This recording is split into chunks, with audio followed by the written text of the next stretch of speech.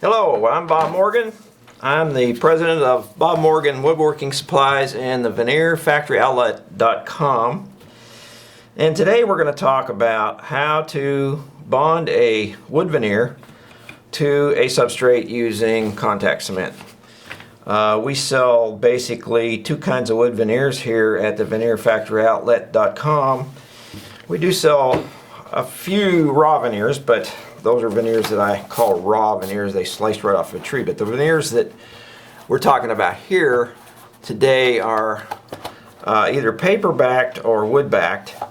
And even if you want to use contact cement on the quote-unquote raw veneers, the process is the same. But we're going to talk about the wood-backed veneers and the paper-backed veneers today. This is a wood-backed veneer. It's actually a wood veneer on the back. And front side is the good side, the side that you like the grain and all that for your project. Happens to be an oak veneer here. But the wood veneers, the wood-backed veneers are 3/64 of an inch thick overall or thereabouts. And they're just a little more sturdier and stouter than the paperback veneers. Now here's an example of a paperback veneer. You're looking at the back side. That's the paper that you're looking at right now. You can tell it's about a 64th of an inch thick overall, and it's not quite as heavy duty as the woodback veneers. So we have customers that like each type. I happen to like the woodback veneers the best. Now we're going to talk about how to use contact cement. So contact cement, generally you're going to use 2 coats on each surface. You're going to use a coat on of course, the back side of the veneer, the paperback or the woodback side, and you're going to use a coat on the substrate. Substrate can be wood, which is usually what you're going to be using as a wooden something that you're going to bond to is wood, generally speaking. It could be an MDF, which is a medium density fiberboard, could be a particle board, could be plywood.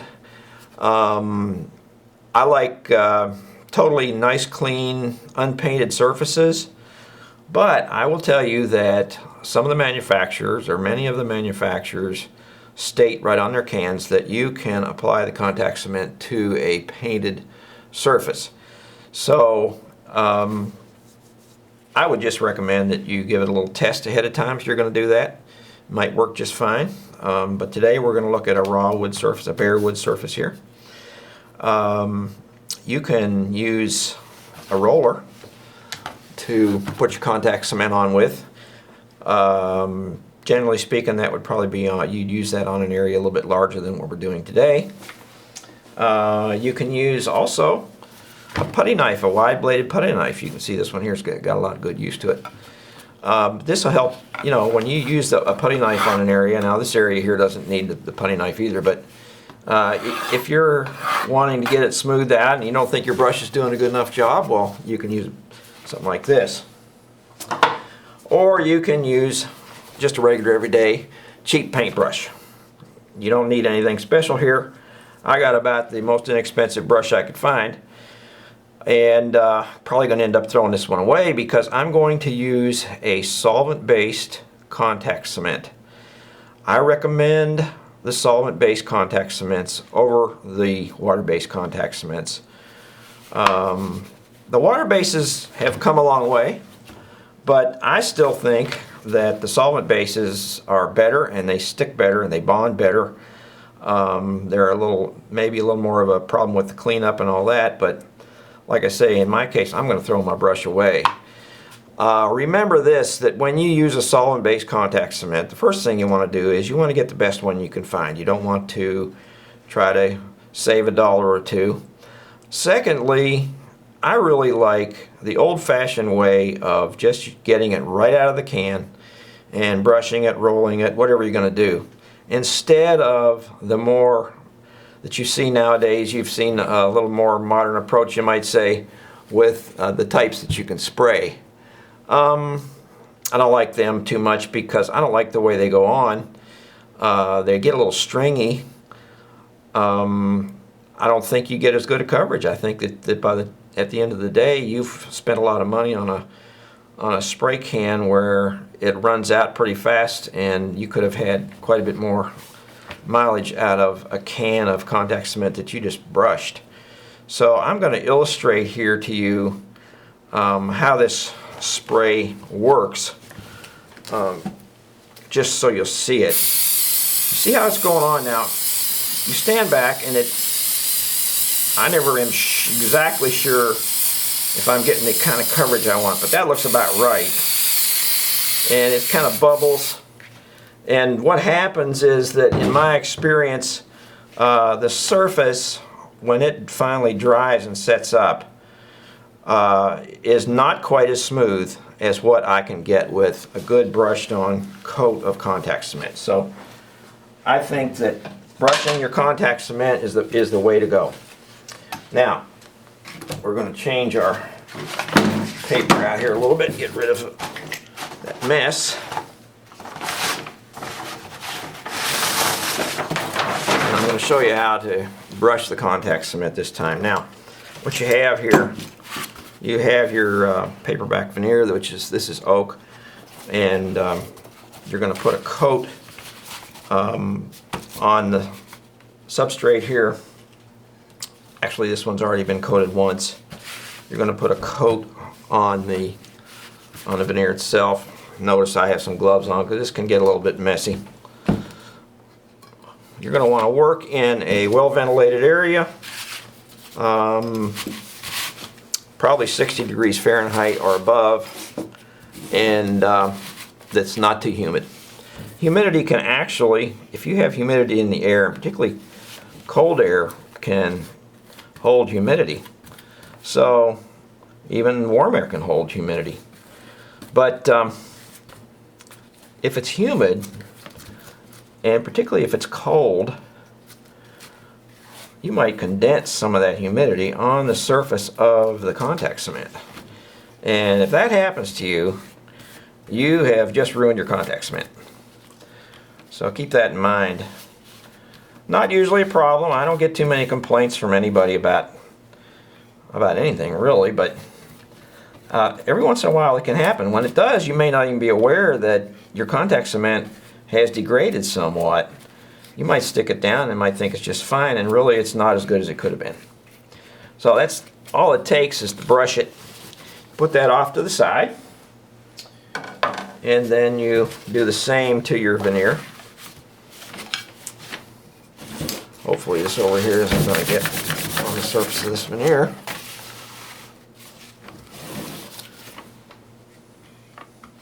Like I say, 2 coats on each surface, and you let it dry between coats. Now, of course, the surface I'm doing here is the back side of the veneer itself. It's the paperback side, so you just brush it on here. I'm using a cheap brush. You notice it's going on pretty smooth. Some contact cements don't go on as quite as smooth as this one does, and in those cases you have to work with a little more. And you have to be aware that if it gets on and it's not smooth, if you haven't done a good job getting it smooth and it's a little lumpy, well, that could transfer through and you might see it on the finished side. So that's one of the reasons I like the wood-backed ones better than the paper-backed veneers. It's because if you have any problems with your surface of your substrate, such as maybe it's a little uneven, maybe it's an old table that is splitting apart just here and there in the boards, or whatever. The wood-backed veneers tend to help to give a little bit sturdier method to use, and they don't telegraph through some of these things. Generally speaking, our customers like both kinds. Some of my customers will use paper-backed and they won't ever get near the wood-backed. Some of them, it's the other way around. For myself, I'm going to tell you right now, I like the wood-back the best. I think you can make more mistakes even with the wood-back and get away with it. You notice here what I'm doing. I'm making sure that I'm getting this around the edges. That's one of the areas that you want to be sure you get right, is the edges. And that goes for the substrate as well as the veneer itself. So you take your item and you put it off to the side, and you come back, you let it dry for maybe an hour, maybe a half hour. Depends on the contact cement and the conditions.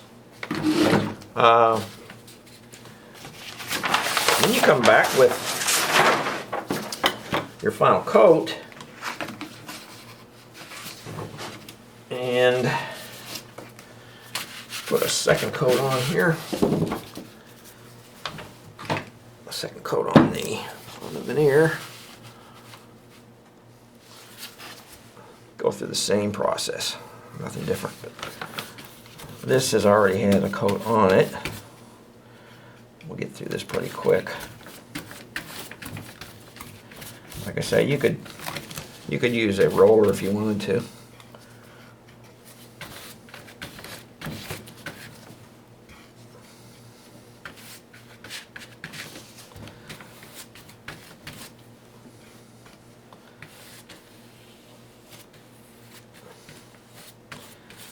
So you're done with your second coat. The substrate that I was working on when I first started already had a coat on it, so that illustrates a couple coats on each surface. And what you're going to do is, once you've let it sit for another hour or so, you're now ready to stick it down. This is an item here that's been 2 coats on this paperback veneer, and this has 2 coats on it. Now what I'm going to do, you notice that the veneer itself is bigger, a little bit bigger on all sides than the substrate, and there's a reason for that. So what I'm going to do here is I'm going to, just to make it easy for myself, lay this veneer out here like this, upside down, and I'm going to put this, position this right over it, and just put it right on there. So this is kind of like alchemy, because you turn a bare piece of wood into something that looks really nice. In this case, this is oak. Now I want you to realize that by some slip, maybe it was on purpose, but I want you to realize that what has happened here is that right over in through here we got some contact cement on our wood. See along in here, it must have come through a little bit when I was doing it. I must have gotten it from the paper or something. This brings up a good point. When you are working with this contact cement, what you want to do is have a rag and some solvent right in the area that you're working. The reason is, if you get contact cement on the wooden surface in an area on that wood that's going to have a finish applied to it, you got a problem. The finish just doesn't like the contact cement. It doesn't look good with it, and you're going to have to sand it and really work with it. So it's way better to stop the problem as soon as you can, and that is when you have a problem like this, you get your solvent out with a rag right away, and you get as much of that off there as you possibly can. Now I'm going to apply pressure with a roller. This is a 1-inch Wallpaper seam roller, and you can find these at any hardware or home center. I don't even recommend that you use a J roller, because J rollers are probably about 4 inches wide. This is a 1-inch wide roller here, and you use this to apply pressure everywhere on the surface. Think about, generally I recommend you do this when you stand, while you're standing up. I'm sitting down today, but get more pressure if you stand up. But now think about, you can put, let's say you could put down 40 pounds of pressure. Now that's 40 pounds across 1 inch. That's the inch right there where it hits the wood. Now think about putting that same 40 pounds of pressure on a 4-inch wide J roller. So suddenly what you've done is you've divided your 40 pounds by 4. You're going to only get 10 pounds of pressure in an inch area with that wide roller. So that's why I stick with the small rollers.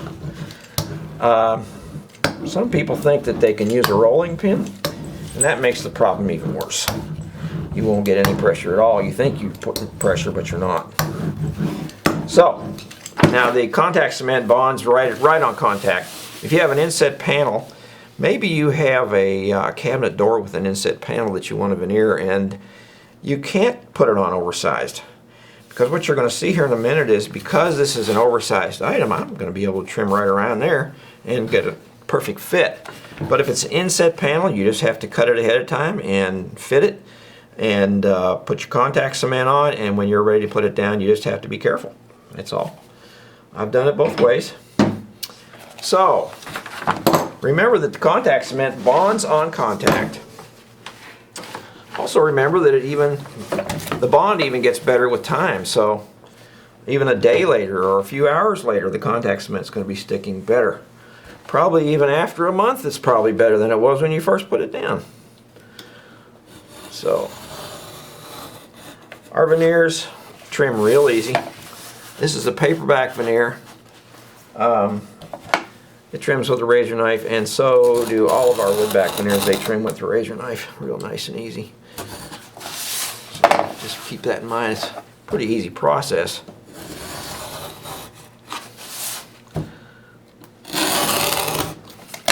There you have it. And suddenly, look what you have here. You have a perfectly veneered item.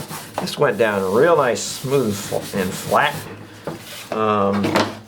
Just to illustrate, you can cut this veneer with the scissors. You can even cut the woodback veneers with the scissors. So I always like to go over it around those edges real good too. The edges are where you want to be sure of. If you have a big area, this small area, you can start in the middle and you can get somebody to help you. Get it positioned correctly and just lay it down nice and smooth. You can start on one end and go with it. Any way you want to do it, just be careful. Now right here I've got a little bit of contact cement, and I'm going to have to take some solvent and get that off of there. Then I'll probably sand it, and it'll probably be fine. But sooner is better. You don't want it to cure up on you. You want to get it off as soon as you can, even as soon as you see it, if you can. So this is a great, very, very nice piece of oak on this panel here, and it's really smooth and ready for the finish. And in order to put a finish on this veneer, you treat it like any wooden surface. Most of our veneers, all of our veneers that are paperback and woodback, are already pre-sanded at our factory. If you think you need to sand it, you can. And the big mistake a lot of people make is they don't use a heavy enough grit. They're afraid of it. You'd be surprised how much you can sand these veneers. Naturally, you don't want to sand through, and you want to be a little careful. But maybe you could start, if you had an area you wanted to sand, you start with maybe like 100 grit. And you do your finishing just like you would any wooden surface.